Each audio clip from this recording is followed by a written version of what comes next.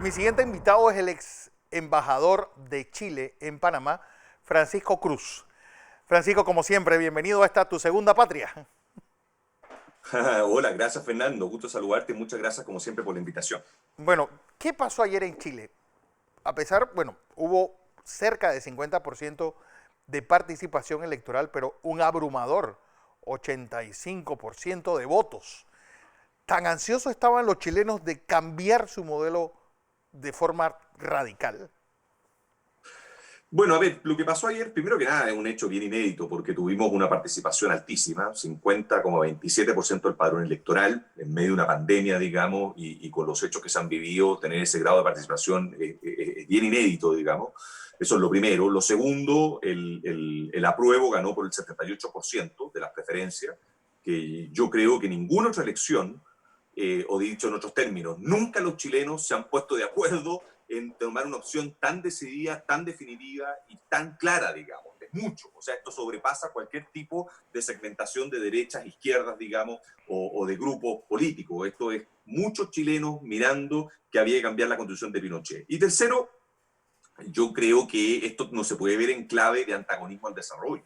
Aquí lo que ocurrió es que Chile efectivamente es un país exitoso, pero que ha tenido, como todos los países, digamos, que viven esta famosa trampa al ingreso medio de alguna forma, que estar a la altura del propio relato o la propia narrativa que han ido creando en el tiempo. Y como lo hemos conversado, Fernando, otras veces en tu programa, yo creo que Chile fue un país que desarrolló importantes políticas sociales, que creó un modelo de desarrollo heredado de la dictadura, pero que supo ponerle sus ajustes, digamos, socialdemócratas, por decirlo, que, bueno, no vamos a repasar los números están ahí, todos los conocemos, pero que de alguna manera nos hizo cargo, o mejor dicho, de alguna forma no tuvo la capacidad de mirar un poco más allá respecto a su propia herencia. Y en eso nos fue pasando la cuenta, nos pasó la cuenta con el estallido social del año pasado. Esto no es una crítica al pasado, del cual me siento profundamente orgulloso, pero sí también te demuestra de que los países, las políticas públicas, los países exitosos no son óptimos permanentes que descansan de alguna manera con piloto automático. Hay que saber mirar el pasado, hay que saber sentarse en el presente y decir, a ver, si estoy dando acceso a grupos que antes no lo tenían en la educación, tengo que hacerme cargo hoy día de un mayor discernimiento ciudadano. Si estoy generando leyes de la transparencia o estoy aumentando mi grado de accountability, tengo que hacerme cargo de mayores críticas al Ejecutivo. Si estoy creando condiciones para que las personas de alguna manera dejen de ser meramente consumidores y pasen a ser ciudadanos, tengo que hacerme cargo de ese relato también con un mayor desarrollo y mayores grados de democracia para esas personas. Entonces, lo que te quiero decir con eso es que esto no hay que verlo en clave de crítica de desmantelar el modelo. Esto hay que verlo en clave de que ya se cumple un ciclo y el 80% de los chilenos, que es un porcentaje abrumador y que supera cualquier lógica ideológica, digamos, quiere borrar la constitución de Pinochet, hecha en dictadura, digamos. Nadie está diciendo que lo bueno que pasó hay que negarlo, pero sí usar ese patrimonio constitucional histórico para poder dictar una Pero nueva constitución. Sí, que dime. no sé por qué le insisten en llamarla la constitución de Pinochet, si ahora mismo esa constitución desde el año 2008, 2009 está firmada por Ricardo Lagos, por todo su gabinete, 2005, que sí. le hizo esa reforma. Es decir, los chilenos olvidan que nosotros, que, bueno, no sé, digo, que llevamos 30 años de gobiernos, entre los cuales está el gobierno de la concertación, que tuvo la oportunidad de hacer reformas radicales y que a la larga yo creo que ningún país de América Latina tiene un salto tan importante en materia de mejoras sociales como Chile. Es decir, ¿qué más quieren los chilenos o qué más pedían los chilenos que yo no sé si están claros de que termina de reformarse esa constitución y ni las pensiones van a ser mayores, ni los servicios de salud van a mejorar por arte de magia? A ver, las constituciones, como tú dices, no son pócimas mágicas en el fondo ni definen políticas públicas. Las constituciones dan marcos conceptuales, ¿no es cierto? Por un lado, donde tú pones la cosmovisión de la sociedad que quieres. En el caso de la chilena, gran parte del país dice no quiero un Estado subsidiario, quiero un Estado solidario. Gran parte de la chilena dice no quiero un Estado que simplemente mencione los tratados internacionales, sino que tenga un diálogo global Uh mucho -huh. más militante, por decirlo, con la escena internacional. Yo creo que ahí hay temas, no quiero solamente que me proclamen derechos sociales, quiero que algunos me lo garanticen. No son soluciones cortas, las constituciones de alguna manera no entregan eso en un paquete como si esto fuera una caja de comida rápida, digamos, pero sí te dan un marco conceptual, como vengo diciendo, que es muy relevante, y sobre todo, citando aquí a Cervantes, digamos, como decía Sancho, no es la posada, es el camino. Abren el diálogo terapéutico a una discusión constitucional que Chile viene postergando hace mucho tiempo. Concretamente a tu pregunta respecto a lo de Lagos, Lagos intentó hacer una nueva constitución, pero no tuvo espacio, no hubo agua en la piscina política en ese minuto, y por eso opta por hacer una reforma muy intensa, digamos, muy maciza, que fue la reforma 20.050 del año 2005, que de alguna manera eliminó los enclaves autoritarios. Pero el hecho de que Lagos le haya puesto su firma a esa constitución no quiere decir que por alguna manera blanqueó la constitución de Pinochet, que tiene un pecado de origen, que se dio en dictadura. Y eso es lo que ha ocurrido en gran parte de los países latinoamericanos, no en todos, porque otros han tenido otras razones para darse nuevas constituciones, Sí. pero es en parte lo que yo he visto, por ejemplo, presente en el debate de Panamá con la constitución del 72. Entonces uno dice, ¿cuánto pesa el constituyente originario? ¿Cuánto pesan las razones de una nueva constitución? ¿Y cuántos cambios han hecho a ese mismo código político? ¿Bastan los cambios o creamos una nueva discusión? Yo por lo menos, y es una opinión muy particular, digamos, como profesor de Derecho Constitucional, creo que hay ciertos momentos terapéuticos en los países en donde no basta que los cambios se produzcan, digamos, no basta que los códigos de alguna manera vayan progresando, también hay que crear esas discusiones, y eso es sano, son catarsis en donde de esos momentos cambian la historia de los países, y no tiene por qué ser para peor, digamos. Si uno analiza la historia de Pero Chile, de alguna manera ha estado precedido de estas mismas discusiones. es que la pregunta es, ¿qué se va a preservar dentro de una especie de torre de Babel que va a ser esa constituyente? Porque ahora dicen que tiene que ser prioridad, es decir, una constituyente que va a tener una composición más corporativa que democrática. A la larga, eso, ¿qué va a salir de ahí? Es decir, se va a preservar el modelo de economía de mercado, pues van a ir a ahondar en un proyecto mixto económico, pues por lo que yo veo, el señor Piñera puede dar por finalizada su periodo de gobierno, porque una vez se establezca esta constituyente, cualquier cosa puede salir de ahí, e incluso ellos llamar a ser una constituyente originaria y tomar poderes del Ejecutivo. Es decir, ¿qué va a pasar con Chile una vez viene este impasse y viene esa elección de constituyentes? Bueno, mira, Fernando, yo lo veo de la siguiente forma. Yo creo que aquí se hizo mucho, yo creo que ese fue de alguna manera el gran fracaso de la opción rechazo. Se hizo mucho la bandera de que el apruebo era estar por la violencia, que el apruebo era un salto al vacío, que el apruebo era una página en blanco, que un poco lo que se ha retratado por mucha gente. Y esto no es una página en blanco, no es un salto al vacío y no es comenzar de cero. O sea, los procesos constitucionales tienen un ethos, un hilo conductor, un espíritu que está dado básicamente por ese plexo de valores demostrativos de las sociedades políticas en el tiempo. Y no quiero hablar aquí, digamos, desde la cátedra, de los conceptos. O sea, hay cosas del modelo que jamás tú vas a poder barrer con un plumazo. Partiendo por la autonomía, en el caso chileno, del Banco Central, partiendo por su estabilidad en la política macroeconómica. Y otra cosa muy importante, acuérdate que los países tienen responsabilidad internacional.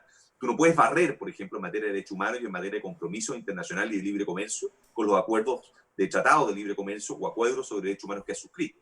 No solamente incurrirías en responsabilidad internacional, sino que además quedarías aislado en el mundo. Y Chile es un país que vive del mundo. Vive del O sea, mundo. nosotros sí que vivimos del mundo, digamos. Entonces, plantear esto como una especie de blanco y negro, digamos, en donde vamos a partir refundando el modelo, me parece errado.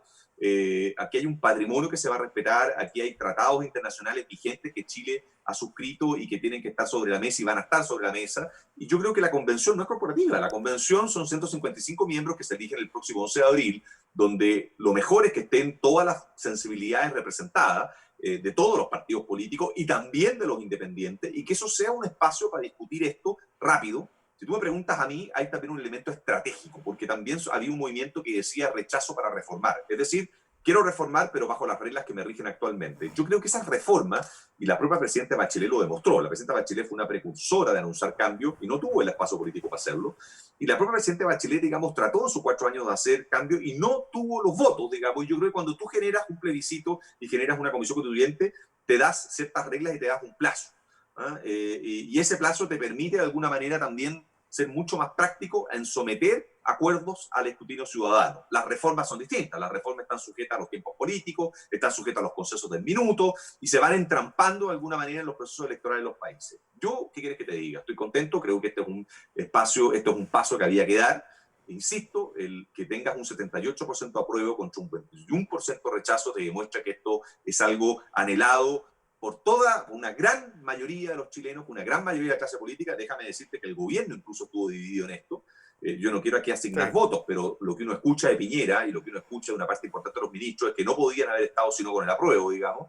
Y esto te demuestra de alguna manera también que la historia se va repitiendo, digamos. En el plebiscito del 88, en el cual yo por edad no alcancé a votar, el plebiscito del 88 contra Pinochet fue tremendo.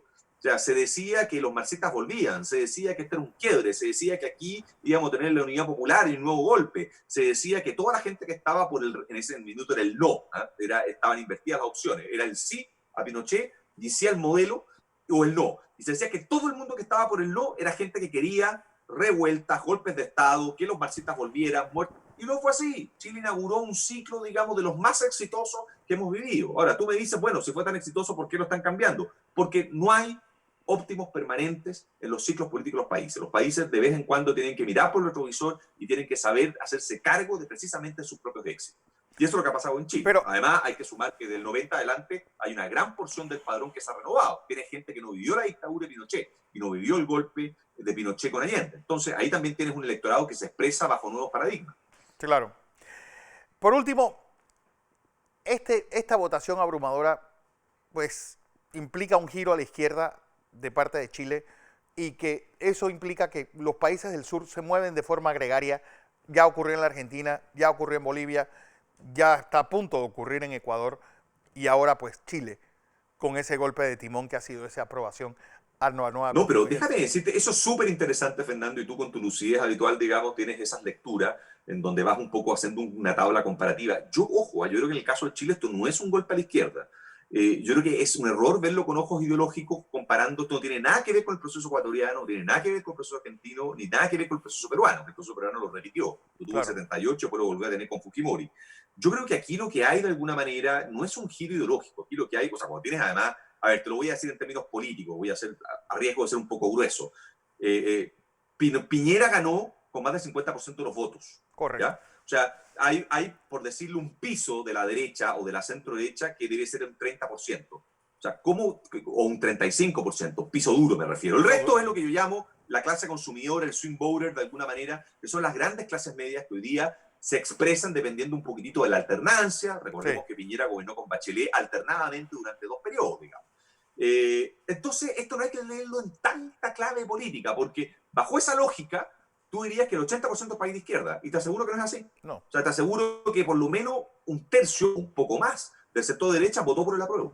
Lo cual de alguna manera desmiente esta afirmación de que esto es que tiene un lente, digamos, derecha e izquierda, apruebo-rechazo. Esto es mucho más sofisticado, es mucho más complejo, tiene que ver con expresiones muy pragmáticas de las clases medias y tiene que ver, ojo, con empresarios y gente que también se da cuenta que es mejor tener, por ejemplo, escaños propios, discutir la constituyente y defender de alguna manera ciertas reglas del modelo macro, digamos, para plantear otras, que caer en la captura, digamos, de reformas permanentes con una incertidumbre permanente. O sea, me hago cargo de esto y voy a discutirlo en lugar de postergarlo ad eternum. Yo creo que hay mucha mirada pragmática en el resultado que vimos ayer también. Y no solamente un anhelo, por cierto, de los movimientos ciudadanos. Esto hay que recordar que esto fue un proceso que partió en las calles de alguna manera y que la clase política después convalida, pero hay que también mirarlo con ese lente, el lente de un devenir en donde se da un espacio de catarsis, se da un canal de expresión para poder de alguna manera catalizar la insatisfacción ciudadana que se venía acumulando desde el 18 de octubre del año pasado, cuando comentamos en tu programa el denominado estallido social. Francisco Cruz, ex embajador de Chile en Panamá, como siempre un placer escucharle. Gracias, Fernando, por tu análisis, por tu invitación y gracias por la invitación del canal, y estamos siempre a la orden para poder comentar esto que recién comienza. Así es.